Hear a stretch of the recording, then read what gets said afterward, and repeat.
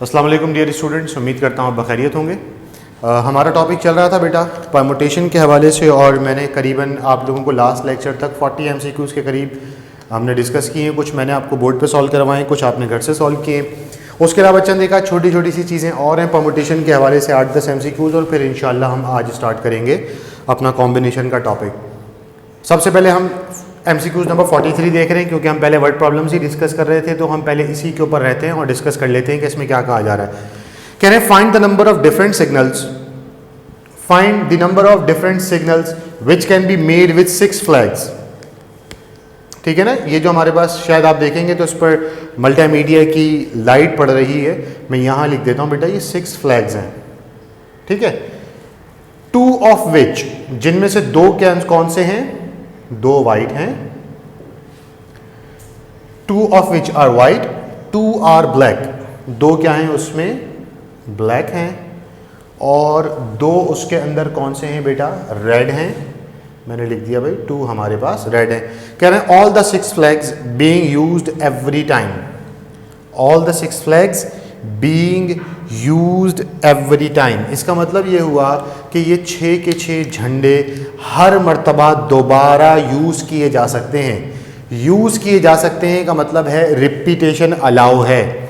अगर मैं आपसे बात करूं कि टोटल फ्लैग्स कितने हैं, तो आप कहेंगे टोटल फ्लैग्स हैं हमारे पास 6।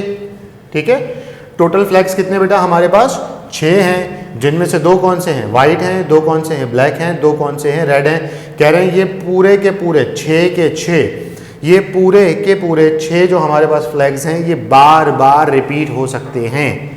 ये बार बार क्या हो सकते हैं, रिपीट हो सकते हैं। तो हमारे पास टोटल वेज की कंडीशन क्या बनेगी, फॉर्मूला होता है n factorial upon n1 factorial n2 factorial multiplied by n3 factorial. Sir ये इसके ऊपर कंडीशन कैसे अप्लाई हो गई, ये तो वो सवाल है जिसमें हम पढ़ते थे डॉटर, स्टार्टर, स्टार्ट, फ्लैग और एक्सेट्रा। सर ये कहाँ से आ गया, इसमें तो हमने करा था स्टैटिस्टिक्स एक्सेट्रा। ये फॉर्मूला इस पर किस तरीके से अप्लाई हो सकता है, तो जरा गौर से देखें। हमारे पास टोटल फ्लैग्स कितने बेटा 6, जैसे वहाँ होते थे टोटल लेटर्स। अच्छा, उनमें से कुछ लेटर्स क्या होते थे, रिपीटेड होते थे। यहाँ पर ये 2 वाइट फ्लैग्स हैं, 2 ब्लैक फ्लैग्स हैं, और 2 क्या हैं, रेड हैं, और ये क्या कह रहे हैं, रिपीटेड हैं। रिपीटेड कहाँ लिखा हुआ है सर, ये लिखा हुआ all the 6 flags being used every time, all the 6 flags being used every time. ये 6 के 6 फ्लैग्स बार बार लगाए इस्तेमाल किए जा सकते हैं। तो कंडीशन हमारे पास क्या बनेगी बेटा, कंडीशन बनेगी 6 फैक्टोरियल, जो कि मैं आपको बता चुका हूँ, आपको ज़बानी वैल्यूज़ याद होनी चाहिए, अपॉन 2 फैक्टोरियल अपॉन 2 फैक्टोरियल और 2 फैक्टोरियल। 6 फैक्टोरियल का मतलब होता है 720, 2 to the 4, 4 to the 8। आप इसको डिवाइड करवा लीजिएगा, आपके पास एक अदद आंसर आ जाएगा। ठीक है भाई।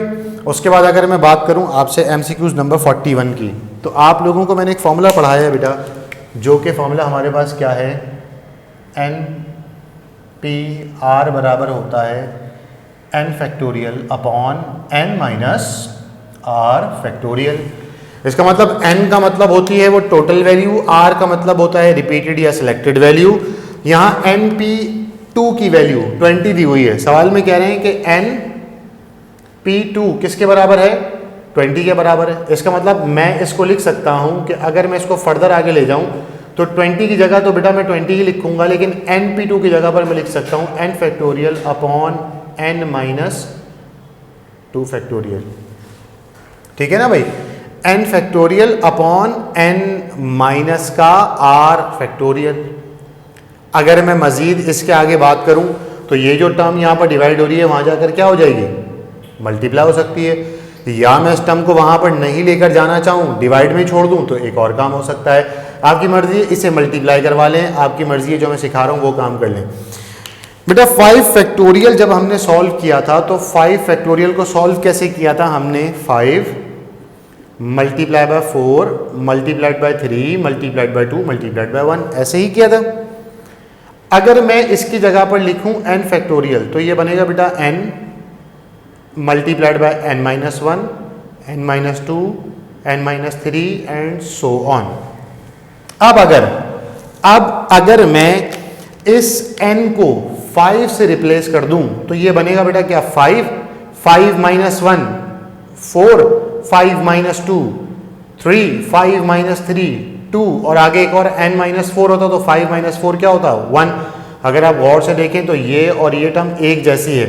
जब भी कभी हम किसी का फैक्टोरियल फाइंड करते हैं तो फैक्टोरियल की जनरल टर्म होती है हमारे पास n फैक्टोरियल बराबर होता है n minus 1, n minus 2, n minus 3, n minus 4, n minus 5, n minus 6 till infinity.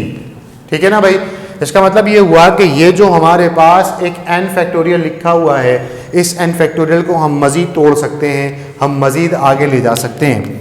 तो हम इसको मज़ीद तोड़ते हैं, सॉल्व करके क्या बनेगा बेटा, ये बन जाएगा n माइनस 1 और n माइनस 2 का फैक्टोरियल। सर इसका क्या मतलब हुआ n माइनस 2 का फैक्टोरियल? बेटा इसका मतलब ये हुआ कि ये भी आगे मज़ीद कंटिन्यू था, n माइनस 3 हो सकता था, n माइनस 4 हो सकता था, n माइनस 5 हो सकता था, मैंने n माइनस 2 पर ही क्यों रोक दिया? तो उसके पीछे वजह ये है कि मेरे पास अपॉन में n माइनस 2 है। तो अगर मेरे पास नीचे n माइनस 2 है तो मैं n माइनस 2 के ऊपर ही ले जाकर मैंने रोक दिया है। इज इक्वल टू के बाद हमारे पास 20 है, n माइनस 2 से n माइनस 2 कैंसिल होकर क्या बच गया बेटा, n square minus n, n jar n square minus n, ये प्लस का 20 वहाँ आएगा तो क्या बन जाएगा भाई, माइनस का 20 बन जाएगा इक्वल टू 0। एक अदद क्वाड्रेटिक इक्वेशन बन गई है और क्वाड्रेटिक इक्वेशन को सॉल्व करना आप लोग बहुत अच्छे से जानते भी हैं। मैंने पिछले लेक्चर्स में आप लोगों को क्वाड्रेटिक इक्वेशन सॉल्व करना सिखाई भी है। सर ने आपको चैप्टर नंबर 3 में इसकी शॉर्ट टेक्निक भी सिखाई होगी। अदरवाइज आप इसको क्या करेंगे बेटा, आप इसकी मिडिल टर्म ब्रेक कर लेंगे, ये बन जाएगा n square minus 5n plus 4n minus 20 is equal to 0। इसके फैक्टर सॉल्व कीजिएगा, आपके पास एक अदद n का आंसर आ जाएगा। सर ये क्या बात हुई? सर n की तो दो वैल्यूज आएंगी। आप सपोज कर लेते हैं भाई n की एक वैल्यू पॉजिटिव आ गई और एक वैल्यू नेगेटिव आ गई। सपोज ऐसे ही, चलें मैं पूरा करवाता हूँ, देखते हैं।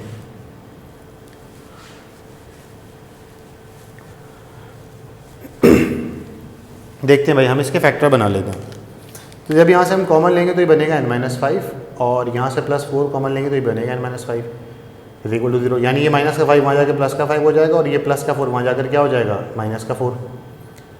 अगर मैं अब आपसे बात करूँ तो ये आंसर एक्सेप्टेबल नहीं है, ये आंसर एक्सेप्टेबल नहीं है, क्योंकि n का मतलब है number of terms, total terms. अब मैं कहूँ मेरे पास माइनस 4 टर्म्स हैं तो आप बोलेंगे सर ये कौन सी गुफ्तगू कर रहे हैं आप, माइनस 4 टर्म्स का क्या मतलब होता है? मैं कहूँ मेरे पास 4 मार्कर हैं तो आप बोलेंगे यस सर मेरे पास 4 मार्कर हैं और ये बात एक्सेप्टेबल है, आपके हाथ में 4 मार्कर हैं। मैं कहूँ मेरे हाथ में 4 माइनस मार्कर हैं तो आप कहेंगे सर 4 माइनस मार्कर नहीं है आपके हाथ में, आपने किसी को 4 मार्कर देने हैं। इसका मतलब मैं ये कहूँ कि मेरे पास -1 पेंसिल है तो आपके पास है ही नहीं। आप ये कहें आई हैव 1 पेंसिल, मेरे पास एक पेंसिल है, आई हैव अ मार्कर, मेरे पास एक मार्कर है। आप कहें यहाँ पर क्लासरूम के अंदर 15 डेस्क्स मौजूद हैं, आप ये कहें कमरा खाली है और आप ये कहें कि -15 डेस्क्स हैं, तो आप कहेंगे कि सर ये आप कैसी बातें कर रहे हैं, -15 कैसे हो सकता है? तो बेटा ये जो NPR में n है इसका मतलब होता है टोटल टर्म्स। टोटल टर्म का मतलब r यानी कि 2 हैं, कह रहे हैं -4 टर्म्स में से 2 टर्म्स को सिलेक्ट कर लो। ऐसा कैसे मुमकिन है? मैं ये कहूं कि मेरे हाथ में एक भी मार्कर हो ही ना, हाथ बिल्कुल खाली हो और मैं कहूं हाथ में जो मार्कर है उसमें से ब्लू मार्कर यूज कर लो, तो आप कहेंगे सर मार्कर ही नहीं है तो यूज कैसे कर लेंगे? इसलिए बेटा नेगेटिव टर्म एक्सेप्टेबल नहीं है, ये पॉजिटिव टर्म जो होगी हमारे पास एक्सेप्टेबल हो जाएगी। इसका आंसर है डी। अब जहन में सवाल ये उठेगा सर अगर दोनों ही आंसर माइनस आ जाएं तो बेटा परम्यूटेशन कॉम्बिनेशन में ऐसा नहीं हो सकता कि आपके पास दोनों के दोनों आंसर नेगेटिव आ जाएं, एक आंसर हमेशा पॉजिटिव आएगा। अगर दोनों नेगेटिव आ गए तो इसका मतलब तो ये चीज़ तो एग्जिस्ट ही नहीं करती, या तो आपने कुछ गड़बड़ करी है। ये कौन सा एमसीक्यू था बेटा हमारे पास? ये हमारे पास है एमसीक्यू नंबर 41। अब हम देख रहे हैं इसी पेज पर आपके सामने एक और लिखा हुआ है एमसीक्यू नंबर 42। ध्यान से देखिएगा बेटा मैं क्या बात बता रहा हूँ। मेथड वही है जो कि हमने एमसीक्यू नंबर 41 के अंदर इस्तेमाल करा है, कंडीशन भी वही है हमारे पास जो हमने यहाँ पर इस्तेमाल कर ली है। तो अब ज़रा देखिएगा क्या बात हो रही है। कह रहे हैं भाई 2np3, 2np3 का मतलब है 2n factorial upon 2n minus 3 factorial is equal to, ये वाला जो 2 है ये 2 ऐसे ही बाहर है और फिर है np4। np4 का मतलब बेटा n factorial upon n minus 4 factorial. ठीक है ना भाई, n factorial upon n minus 4 factorial. अगर मैं इसको मजीद आगे लेकर चला जाऊं तो आप ये कह सकते हैं कि सर ये 2n के फैक्टोरियल से 2n का फैक्टोरियल कैंसिल करा दें, आप चाहें तो करवा के देख लीजिए भाई, आप चाहें तो कैंसिलेशन ना करवाएं, इसको मजीद आगे सॉल्व करते हैं, देखते हैं भाई। 2 से 2 कैंसिल करा लेते हैं, चाहे तो n फैक्टोरियल से n फैक्टोरियल भी कैंसिल करा लें, कोई फ़र्क नहीं पड़ता, लेकिन हम देख लेते हैं भाई। तो ये n फैक्टोरियल ही रहेगा, चाहे तो भाई आप इसको कैंसिल करा लें, आपके पास बच गया 2n-3 का फैक्टोरियल और यहाँ से बचा है n-4 का फैक्टोरियल। इसको मज़ीद आप आगे डिसमिस करेंगे, यानी इसको आगे मज़ीद ओपन करेंगे तो आपका काम आसान हो जाएगा। आप यहाँ से सॉल्व करके देख लीजिएगा आपके पास क्या आंसर आ रहा है, ये आपने खुद सॉल्व करना है, होमवर्क है। सर ये तो 2n-3 है, ये 2n-3 फैक्टोरियल को कैसे सॉल्व करेंगे? तो बेटा फैक्टोरियल का कॉन्सेप्ट यही है, ये भी कोई नई चीज़ नहीं है, आपने फर्स्ट ईयर में ये चीज़ें पढ़ी हुई हैं, आप इसको ट्राई करेंगे, नहीं होगा सॉल्व तो मैं ज़रूर आपको बता दूंगा।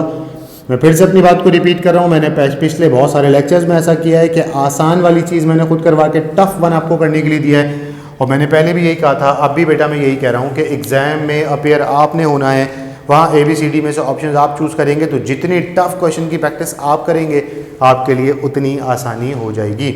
आप चाहते हैं कि नहीं सर मैं कैंसिल नहीं करना चाहता, मत करें कैंसिल, ऐसा काम कर लें भाई, ठीक है, मत करें कैंसिल, छोड़ें कैंसिल वैंसिल को। 2n फैक्टोरियल का मतलब होगा 2n-1, 2n-2, 2n-3।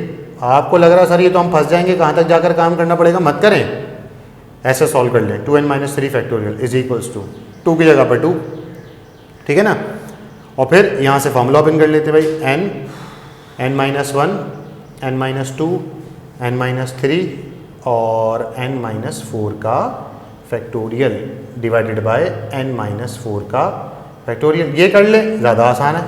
अब तो मैंने आप लोगों के लिए और बहुत आसानी कर दी भाई, 2n-3 से 2n-3, n-4 से n-4 कट गया, ठीक है ना।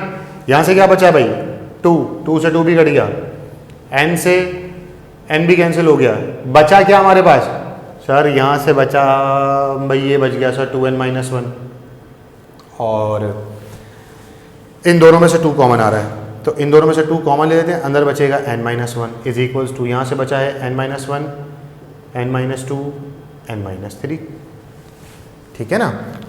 तो n-1 से n-1 भी कैंसिल हो गया, तो ये हो जाएगा बेटा 4n-2 और ये दोनों आपस में मल्टीप्लाई हो जाएंगे, ये हो जाएगा बेटा n² माइनस का 5n प्लस का 6। आप इसको सॉल्व करेंगे, क्वाड्रेटिक इक्वेशन बनेगी, फिर वैसे ही फैक्टर सॉल्व करेंगे। सर क्या ये इतना बड़ा सवाल एग्जाम में आया है? तो हाँ बेटा कई मरतबा ऐसा हो चुका है कि ये MCQs एग्जाम में आया है। तो ये जो मैंने पहली स्क्रीन शेयर की हुई बोर्ड के ऊपर, इसमें 3 MCQs थे, तीनों मैंने आपको तफसील से बताए हैं। नेक्स्ट जब हमारा टॉपिक अभी इसके आगे चल रहे हैं MCQ नंबर 44 से लेकर, अब मैं आपको बहुत ज़्यादा डेप्थ में नहीं समझाऊंगा क्योंकि अब आप ये काम करने का तरीक़ेकार सीख चुके हैं। अब देखते हैं मज़ीद आगे और क्या बात हो रही है आप लोगों से।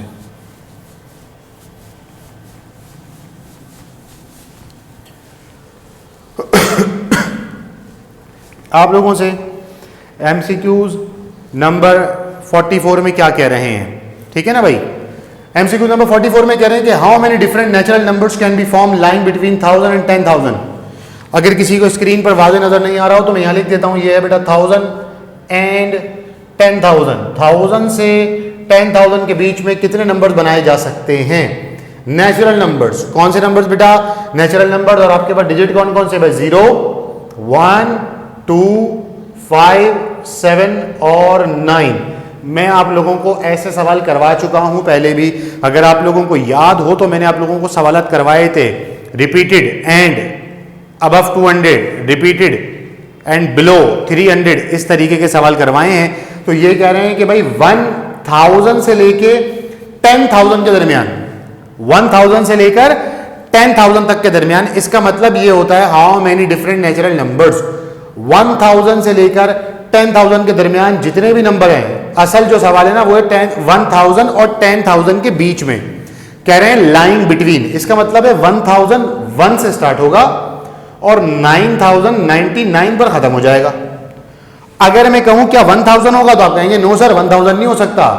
क्यों नहीं हो सकता 1000? क्योंकि कह रहे हैं लाइन बिटवीन 1000 और 10,000 के बीच में। ये नहीं कहा टू 1000 टू 10,000। अगर 1000 टू 10,000 कहते तो 1000 भी होता, 10,000 भी होता। कह रहे हैं लाइंग बिटवीन, तो लाइंग बिटवीन का मतलब ये होगा बेटा कि 1001 से स्टार्ट होगा और 9,999 पे खत्म हो जाएगा। अगर मैं आपसे पूछूं ये कितने कितने डिजिट्स वाले नंबर है, तो आप कहेंगे how many 4 digit numbers can be form. Sir सवाल में तो लिखा ही नहीं है 4 डिजिट नंबर्स हैं, तो बेटा लिखा है ना लाइंग बिटवीन 1000 एंड 10,000। आपने चेक कर लिए कौन कौन से होते हैं, 4 डिजिट नंबर हो सकते हैं, 4 डिजिट के अलावा कोई नंबर नहीं हो सकते। तो फॉर्मूला क्या बनेगा इसका, N1 N2 N3 N4। और रिपीटेशन जब नहीं होती तो इसका मतलब होता है रिपीटेशन अलाउ है, तो इसका मतलब 0 से शुरू तो नहीं हो सकता, बल्कि किसी भी नंबर से शुरू हो सकता है 1001 से 9900 के दरमियान। तो ये हो जाएंगे 1 2 3 4 5 5 6 6 6। आप इसकी पोजीशन बना लेंगे, आप अपने पास कैलकुलेट करके देख लीजिएगा, आपके पास इसका आंसर आ जाएगा। फिर हम बात कर रहे हैं किसकी बेटा, 4 आउट ऑफ, अच्छा पहले सॉरी 45 वाला है। कह रहे हैं how many of them will neither be divisible by 5 nor bye 2। कह रहे हैं इन्हीं में से कितने नंबर ऐसे हैं, इन्हीं में से कितने नंबर ऐसे हैं जो 5 और 2 से डिविजिबल नहीं हो सकते, जो 5 और 2 से डिविजिबल नहीं हो सकते। आप कहेंगे सर ये कौन सी एक नई साइंस आ गई, तो बेटा कुछ भी परेशानी की बात नहीं है। आप ये जानते हैं 5 के टेबल में या तो लास्ट में 5 आएगा या तो लास्ट में 0 आएगा, या तो लास्ट में क्या आएगा 5 आएगा या तो लास्ट में 0 आएगा।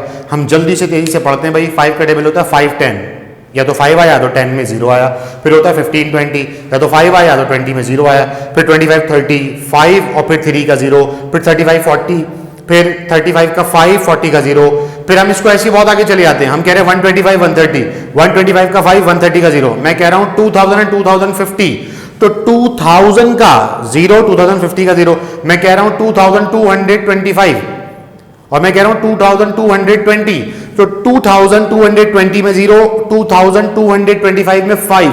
इसका मतलब ये हुआ कि जब हम इन्हीं डिजिट्स के ऊपर हम not divisible by 5, not divisible by 2 या neither divisible by 5 nor bye 2 solve करेंगे, तो पहले 5 की बात करते हैं, सिर्फ 5 की बात। सिर्फ और सिर्फ किसकी बात कर रहे हैं बेटा, सिर्फ 5 की बात कर रहे हैं। 5 वालों का मतलब ये हो गया कि लास्ट की फिजिबिलिटी हमारे पास सिर्फ ये 2 हैं, या तो 0 या तो 5। तो सबसे पहले इसका N1 N2 N3 और N4 जो बनाएंगे ना, तो N4 की जगह पर आएगा 2। सर ऐसा क्यों कर रहे हैं, N4 की जगह पर 2 क्यों आ रहा है बेटा, N4 की जगह पर 2 इसलिए आ रहा है क्योंकि आपके पास ये 0 और ये 5 सिर्फ 2 ऐसे ऑप्शंस हैं जो डिविजिबल बाय 5 हैं। आप कहेंगे अरे सर सवाल में कहा जा रहा है डिविजिबल बाय 5 नहीं है। इसके लिए थोड़ी सी तसल्ली के साथ सुनते रहे, मैं क्या आपको टेक्निक सिखा रहा हूं। हम फाइंड कर रहे हैं जो डिविजिबल बाय 5 हैं, देन अब मैं कहूं डिविजिबल बाय 2 हैं, तो भाई 2 के टेबल में लास्ट में 0 आ सकता है, 1 नहीं आ सकता, 2 आ सकता है, 7 9 नहीं आ सकता। 2 का टेबल क्या होता है भाई, 2 4 6 8 10 12 14 16 18 20 22 24 20 26 28 30 एक्सेट्रा। इसका मतलब किसी भी नंबर के लास्ट में 0 आए 2 के टेबल में आ सकता है, किसी भी नंबर के लास्ट में 2 आए 2 के टेबल में आ सकता है, किसी भी नंबर के लास्ट में 0 और 2 आ सकता है, बाकी कोई नंबर 2 के टेबल के लिए एलिजिबल नहीं है। भाई कोई भी नंबर लगा लें, 4 लगा लें, 3 लगा लें, फिर मैंने लिखा 0 2, भाई यहाँ 1 लगा लिया, 9 लगा लिया, ये सब 2 के टेबल से डिविजिबल हैं। इसी तरीके से आप N1 N2 N3 N4 find करेंगे, किसके लिए बेटा, जो 2 के टेबल में आ सकते हैं, जो 2 से डिविजिबल हैं, जिनका मामला 2 के साथ सॉल्व हो सकता है, उनको आप क्या करेंगे, कंसीडर कर लेंगे। उसके बाद आपने क्या करना है कि जब हम 2 तक की बात कर लेंगे तो आपके पास एक अदद आंसर 5 का आएगा, एक अदद आंसर 2 वालों का आएगा।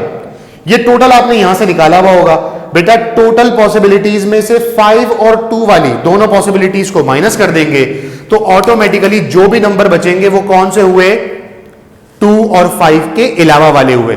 सर इसका क्या मतलब होता है, कोई एग्जांपल दे दें। सपोज कर लें भाई मेरे पास एक बहुत बड़ा बॉक्स है और उसके अंदर बहुत सारे करेंसी नोट्स हैं, 10 रुपए के नोट्स भी हैं, 50 रुपए के नोट्स भी हैं, 100 रुपए के नोट्स भी हैं और 1000 रुपए के नोट्स भी हैं। मैं आपसे कह रहा हूं इस बॉक्स में से 10 और 50 वाले नोट्स नहीं होने चाहिए, उसके अलावा बताओ कितने नोट्स हैं। अब मैं कहूं उस बॉक्स के अंदर 5000 का नोट भी है, उसमें 5 रुपए का नोट भी है, उसमें 500 का नोट भी है, आपके पास मुख्तलिफ 8-10 कैटेगरीज आ गई। तो आप 8-10 कैटेगरीज के इंडिविजुअल नोट्स को काउंट करने के बजाय आप 10 रुपए और 50 रुपए के नोट्स को बाहर निकाल लें। और मैं कह रहा हूं उस पूरे बॉक्स के अंदर टोटल नोट्स हैं 1000 नोट्स अंदर मौजूद हैं। उनमें से आपने निकाले भाई 70-80 नोट्स हैं जो कि 10 रुपए के और 50 रुपए के हैं, तो बाकी नोट्स जो रह गए वो कौन से, 10 और 50 के अलावा वाले। अब वो कोई से भी होते रहे, लेकिन वो क्या है बेटा, 10 और 50 के अलावा वाले। तो मैंने क्या किया, मैंने 5 और 2 को बाहर निकाल दूंगा टोटल में से, तो पता क्या चल जाएगा, जो रिमेनिंग बचेगा वो 5 और 2 के अलावा है। फॉर एग्जाम्पल मैं और आप 15-20 स्टूडेंट्स एक जगह पर पिकनिक पर जाने का हमने प्लान किया और पूरा खर्चा बना हमारा 1 लाख रुपए, ठीक है ना भाई। एक शख्स मैं हूं और एक मेरे साथ एक और टीचर मौजूद है, हम 2 लोगों ने भी उसके अंदर पैसे कंट्रीब्यूट करें। फॉर एग्जांपल मेरा जो टोकन नंबर है वो 5 है और एक और टीचर का टोकन नंबर 2 है। 98 लोग और हैं। मैं ये कह रहा हूं, ये बताओ भाई मुझे और उस टीचर को हटाकर कितने पैसे बचे जो ओवरऑल खर्चा हुआ। तो आप क्या करेंगे, हम दोनों के पैसे निकाल देंगे या आप 98 लोगों के पैसे गिनने बैठ जाएंगे। तो आपका जवाब यकीनी तौर पर यही होगा कि सर हम इतने बेवकूफ थोड़ी हैं कि हम 98% के पैसे गिने, किसी ने 1200 दिए, किसी ने 1500 दिए, किसी ने 1800 दिए, किसी ने 1000 दिए। आप लोग क्या करेंगे, क्यों ऐसा काम क्यों नहीं कर रहे, क्योंकि मैंने पूछा ही नहीं है 98 के इंडिविजुअल कितना अमाउंट है। मैं तो ये कह रहा हूं हम दोनों को निकालकर ओवरऑल अमाउंट कितना बचा। भाई आप मुझे पूछे सर आपका टोटल अमाउंट कितना था, इनका अमाउंट कितना था, मैं कहूं भाई मेरे 2000 रुपए थे, इनके 3000 रुपए थे, तो आप 2000 और 3000 को मिलाएंगे और 1 लाख में से बाहर निकाल देंगे, तो कितना बचेगा बेटा, 95,000। वो आपका आंसर है। यही काम हम यहां कर रहे हैं। पहले ओवरऑल नेचुरल नंबर फाइंड करेंगे, फिर वो फाइंड करेंगे जो 5 के टेबल में आते हैं, फिर वो फाइंड करेंगे जो 2 के टेबल में आते हैं, और फिर टोटल में से 5 और 2 वाले को बाहर निकाल देंगे। तो आपको ऑटोमेटिकली पता चल जाएगा बेटा ऐसे कितने नंबर हैं जो 2 और 5 के टेबल में नहीं आते। ठीक है ना भाई। सवाल दिखने में छोटा सा है और है भी छोटा सा, कैलकुलेशन 2-2 स्टेप की कैलकुलेशन है, लेकिन उसमें दिमाग बहुत लग रहा है। एमसीक्यू नंबर 46 में देखिए आपसे क्या कह रहे हैं, 4 out of 10 balls are red, some are green and the rest are of different color. If the balls can be arranged in 6300 ways, find the number of green balls. अच्छा जी, तो अच्छा सवाल है, और जब अच्छा सवाल होता है तो उसको सॉल्व करके आपने, मैं बता रहा हूं होगा कैसे। देखिए बेटा 4 बॉल्स कौन सी हैं हमारे पास, रेड है, तो मैं इसकी क्वांटिटी यहां लिख रहा हूं। 4 बॉल्स हमारे पास रेड है। कह रहे हैं टोटल बॉल्स कितनी हैं, आप कहेंगे सर 10 बॉल्स हैं, तो 10 बॉल्स टोटल हैं। कह रहे कुछ ग्रीन है, कुछ रेड है, कुछ ब्लू होंगी, कुछ होंगी, तो आप ये बताएं भाई ग्रीन की फिजिबिलिटी क्या बनेगी। तो आपकी जानते हैं कि आपके पास फॉर्मूला क्या बनेगा बेटा, देखो बेटा फॉर्मूला होता है NPR is equals to dash, मतलब कुछ ना कुछ वैल्यू होती है। जैसे पिछली वाली स्क्रीन में आपने देखा NPR इज इक्वल टू 20 था, यहाँ पर कितना है वो 6300, ठीक है ना। उसमें से हो क्या रहा है, n की वैल्यू दी हुई है कितनी भाई 10, r की वैल्यू भी दी हुई है, रेड कितने हैं 4। आप यहाँ पर सॉल्व करेंगे 6300 के इक्वल सपोज करेंगे, इसको कैंसिलेशन करवा के देख लीजिएगा बेटा, आपके पास एक अदद वैल्यू बन जाएगी। यहाँ तक की बात समझ में आ गई। आप r को अननोन छोड़ देंगे, यहाँ पर 10 लिखेंगे, 10PR सॉल्व करेंगे, 6300 के साथ सॉल्व करेंगे, तो आपके पास एक अदद आंसर आ जाएगा। ये हम कौन से MCQs तक चलेगा बेटा, MCQ नंबर 46 तक। अब देखें मजीद आगे क्या कह रहे हैं आपसे। अब जल्दी जल्दी से देखेंगे, ये फॉर्मूलाज हैं बस और एक आध कैलकुलेशन है, तो आपका ये वाला टॉपिक परमुटेशन का कंप्लीट हो जाएगा, ठीक है। और फिर हम इंशाअल्लाह इसके फ़ौरन बाद वाले लेक्चर में आपके साथ डिस्कस करेंगे कॉम्बिनेशन की बेसिक कॉन्सेप्ट और 10-15 MCQ डिस्कस करूंगा इंशाअल्लाह, और फिर आप तफसील के साथ कॉम्बिनेशन का एक आध टॉपिक देखेंगे, देन हम परमुटेशन उसके प्रोबेबिलिटी के टॉपिक पे चले जाएंगे। कह रहे हैं in how many ways 12 given things be divided into 3 bundles of 2, 4 and 6 things. Total कितनी चीजें हैं हमारे पास 12। कह रहे हैं आप उनमें से N1 का बंडल बनाओगे 2 का, N2 का बंडल बनाओगे 4 का, और N3 का बंडल बनाओगे 6 का। कह रहे हैं टोटल 12 चीजें, उनको अरेंज ऐसा करना है कि 2 चीजें एक साथ, 4 चीजें एक साथ, 6 चीजें एक साथ। इसका मतलब रिपीटेशन अलाउ है, 2 चीजें एक साथ मतलब 2 एक साथ, 4 चीजें एक साथ फिर रिपीटेशन, 6 चीजें एक साथ फिर रिपीटेशन। तो फॉर्मूला क्या बनेगा बेटा इसका, n factorial upon n1 factorial, n2 factorial और n3 फैक्टोरियल। हमारे पास क्या बन जाएगा बेटा, n फैक्टोरियल, n1 फैक्टोरियल और n3 फैक्टोरियल वगैरह हमारे पास बन जाएगा। अगर हम मजीद इसकी बात करें तो बेटा ये बन जाएगा 12 फैक्टोरियल अपॉन 2 फैक्टोरियल, 4 फैक्टोरियल और 6 फैक्टोरियल। तो आपको सॉल्व नहीं करना है सर, 12 फैक्टोरियल तक चलेगा। आपने तो कहा था सर वो सिर्फ 10 फैक्टोरियल तक याद करने, सॉरी तो 12 पे चलेगा। तो अरे भाई अकलमंदो, ये देखो ये लिखा हुआ 12 factorial upon 2 factorial, 4 factorial, 6 factorial. 48 में कह रहे हैं कि in find the number of ways in which 12 books can be divided equally among 3 books holders.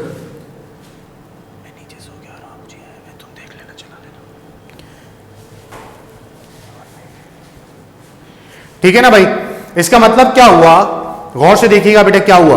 कह रहे हैं टोटल बुक्स हैं 12, 3 बुक्स होल्डर्स हैं, 3 किताबें बेचने वाले हैं, 1 2 3, एक जितनी किताबें बेचेंगे। तो हर 12 में से क्या कह रहे हैं, डिवाइडेड इक्वली, डिवाइडेड इक्वली। देखो बेटा ये लिखा हुआ डिवाइडेड इक्वली, यानी कि तीनों को एक जितनी किताबें मिलेंगी। यानी पहले बुक्स होल्डर को भी 4 किताबें मिलेंगी, दूसरे बुक्स होल्डर को भी 4 किताबें मिलेंगी, तीसरे बुक्स होल्डर को भी 4 किताबें मिलेंगी और टोटल कितनी है, 12 किताबें। इसका मतलब हो गया टोटल वेज का फॉर्मूला बन जाएगा 12 factorial upon 4 factorial multiplied by 4 factorial multiplied by 4 factorial. क्या देखते हैं क्या इसमें ऐसा कोई आंसर है? तो आप कहेंगे सर इन तीनों में 1 2 और 3 इनमें तो ऐसा कुछ भी नहीं है, बचा ऑप्शन ए। सर लेकिन वो तो ये नहीं है। तो बेटा आप ये जानते हैं कि जब एक जैसी चीजें मल्टीप्लाई होती है तो उनकी पावर ऐड हो जाती है, हो जाएगा 4 फैक्टोरियल का क्यूब। जैसे x multiplied by x multiplied by x क्या होगा भाई, x क्यूब। इसी तरीके से 4 factorial multiplied by 4 factorial multiplied by 4 factorial क्या होगा, 4 फैक्टोरियल का क्यूब हो जाएगा। इसका ये ऑप्शन ही आंसर हो गया। 49 में क्या कह रहे हैं, there are 6 true false question on the test. एक टेस्ट के अंदर 6 ट्रू फॉल्स क्वेश्चंस हैं। कितने ट्रू फॉल्स क्वेश्चंस हैं बेटा, 6। इसका मतलब 12 इसके ऑप्शंस हैं, 6 ट्रू 6 फॉल्स, ऐसे ही होगा। कह रहे हैं in how many different ways can be 6 questions, 6 questions के आंसर किस तरीके से दिए जा सकते हैं। यानी हर एक क्वेश्चन के लिए कितने ऑप्शन हैं आपके पास? आप कहेंगे सर 2 ऑप्शन, या तो ट्रू है या तो फॉल्स है। तो आप लिखेंगे इसके टोटल फैक्टोरियल का मतलब जब पहला एमसीक्यू सॉल्व करेंगे तो 2 चांसेस हैं, या तो ट्रू होगा या तो फॉल्स होगा। दूसरे एमसीक्यू के लिए, दूसरे ट्रू फॉल्स के लिए भी या तो ट्रू होगा या तो फॉल्स, या तो ट्रू होगा या तो फॉल्स, या तो ट्रू या तो फॉल्स, या तो ट्रू या तो फॉल्स, या तो ट्रू या तो फॉल्स। इसका मतलब यह हुआ कि आपके पास हर एक सवाल के लिए 2 चांसेस हैं। हर एक सवाल के लिए कितने चांसेस हैं बेटा, 2 चांसेस हैं। तो आपके पास आप बोलोगे अच्छा सर इसमें कौन सी बड़ी बात है, तो 12 सवालों 6 सवालों के लिए हमारे पास 12 चांसेस होंगे। ऐसा नहीं है बेटा, ऐसा हरगिज भी नहीं है। हम परमुटेशन पढ़ रहे हैं, जरूरी नहीं है 6 ट्रू 6 फॉल्स हो। पहले का ट्रू हो दूसरे का फॉल्स हो, दूसरे का ट्रू हो पहले का फॉल्स हो, पहले का ट्रू हो तीसरे का फॉल्स हो, तीसरे का ट्रू हो पहले का फॉल्स हो। तो बहुत सारे ऑप्शंस बन सकते हैं। इसलिए हम फॉर्मूला लगाते हैं कि 6 मरतबा 2 आंसर रिपीट हो सकते हैं। तो आप इसको मल्टीप्लाई करवा लीजिएगा, 2 to the 4, 4 to the 8, 8 to the 16, 16 to the 32, 32 to the 64। इसका आंसर है बेटा 64th वेज, 64 तरीकों से आप इसका आंसर दे सकते हैं। आज के हमारे इस लेक्चर का 50 और लास्ट एमसीक्यू से कह रहे हैं find the total number of ways in which 5 sparrows can perch on 3 trees when there is no restriction of the choice of the tree। कहना हमारे पास 5 स्पैरोज हैं और 3 दरख्त हैं। कितने दरख्त हैं? 3 दरख्त। तो देखते हैं, कह रहे restriction of choice of tree नहीं है, कोई रिस्ट्रिक्शन नहीं है। इसका मतलब हर स्पैरो हर ट्री पर बैठ सकता है। तो पहले केस में टोटल वेज क्या बनेंगे भाई, देख के बताओ जरा। कह रहे हैं 5 स्पैरोज हैं और 3 हमारे पास ट्रीज हैं when there is no restriction of the choice of tree. ठीक है बेटा, अब आपने करना क्या है, पहले आगे का सवाल पढ़ लेते हैं। कह रहे हैं in how many of these ways will on particular sparrow be alone on a tree. जब एक ट्री पर एक ही स्पैरो बैठेगा, जो एक पर बैठ गया अलोन, उस पर बकिया नहीं बैठ सकते। तो भाई टोटल 5 है हमारे पास, ये हो जाएगा 5। तो दूसरे वाले के पास मतलब दूसरे दरख्त के लिए कितने चांसेस रह गए, कितने स्पैरोज रह गए, 4 स्पैरोज, और फिर उसके बाद हमारे पास 3 हो जाएगा। तो हम ये जानते हैं 5 4 दर क्या होता है 20, 23 दर क्या होता है बेटा 60। अब मैंने जानबूझ के पहला वाला सॉल्व नहीं करा कि हम पहले चेक कर लेते हैं कि हमारे पास ऑप्शंस क्या बन रहे हैं। जहाँ तक मुझे इसका याद है, कुछ गड़बड़ तो नहीं हमने कर दी, किताब का सवाल है ये। मेरे ख्याल में शायद ये आंसर है, या तो कुछ लिखने में प्रॉब्लम हुई है। Find the total number of days in which 5 sparrows can perch on 3 trees. मेरे ख्याल में लिखने में तो कोई प्रॉब्लम नहीं हुई। मैं ज़रा MCQs चेक कर लेता हूँ बेटे कि कहीं MCQs में लिखने में तो कोई गड़बड़ नहीं है। अच्छा बेटा, तो ये मैंने बहरहाल देख लिया, जरा गौर से देखिएगा, सवाल दुरुस्त है। क्या कह रहे हैं? Find the number of ways in which 5 sparrows can perch on 3 trees. अच्छा, सवाल में ये कह रहे हैं कैन पर्च ऑन 3 ट्रीज, ये 5 स्पैरोज कितनी कितनी ट्रीज पर बैठ सकते हैं। तो जरा गौर से देखिएगा, पहले ऑप्शन में तो कह रहे हैं कि भाई ये 5 स्पैरोज 3 के 3 दरख्त पर बैठ सकते हैं, यानी कि आप क्या कर सकते हैं कि 5 मरतबा 3 दरख्त इस्तेमाल हो सकते हैं। आप इसको सॉल्व कर लीजिएगा, आपके पास आंसर आ जाएगा। और फिर कह रहे हैं कि एक मरतबा कोई दरख्त, एक इनमें से कोई एक अकेला स्पैरो, कोई एक स्पैरो एक दरख्त पर बैठ जाएगा, बाकी सबके पास चांसेस हैं कि वो दूसरे दरख्त पर बैठ जाएं। यानी फॉर एग्जांपल पहले दरख्त पर एक स्पैरो बैठ गया, यानी एक मरतबा एक अलोन स्पैरो उस दरख्त पर बैठ गया। इसका मतलब अब बाकी स्पैरोज के लिए वो चांस दरख्त का खत्म हो चुका। अब सबके पास कितने दरख्त हैं? 2 2 2 और 2, ये हमारे पास चांसेस हैं। तो 3 को 5 टाइम्स मल्टीप्लाई करें